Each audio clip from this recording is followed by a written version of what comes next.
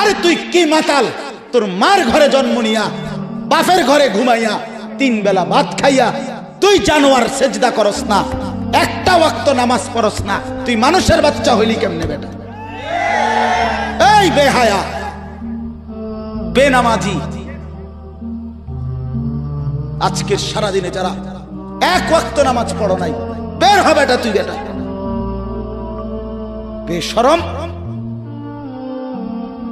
বেহায়া, তোর মালিক তোকে সৃষ্টি করে না? তোর আল্লাহর দেওয়া আসমান তুই ভোগ করো না? কার জমিনে তুই চলো বেটা? এই জন্য লজ্জা থাকলে, আমার কথা শেষ, শরম যদি থাকে, মায়ের দুধ যদি খেয়ে থাকো, আমি বললাম বেনামাজি ছেলেরা আজকের রাতে এশার নামাজ পড়ো। এখন প্রয়োজনে যদি শরীর না পাক থাকে, পেশাব করে পানি নিয়ে আনিয়ে থাকো, তো আজ রাতে গোসল করো, নতুন লুঙ্গি পরে নামাজে সেজদা দাও, চোখের পানি ফেলে আল্লাহকে বলো, মাওলা বহুদিন তোমাকে নারাজ করেছি, আজ ওয়াদা করছি আর তোমাকে নারাজ করব না। আল্লাহ বলবে, বান্দা আমি এখনই তোর পেছনের সব মাফ করে দিলাম। কথা ছিল যুবক সমাজ গড়বে, কথা ছিল যুবক মানুষকে আল্লাহর দিকে ডাকবে, কথা ছিল যৌবনকাল আল্লাহর জন্য ওয়াকফ করবে।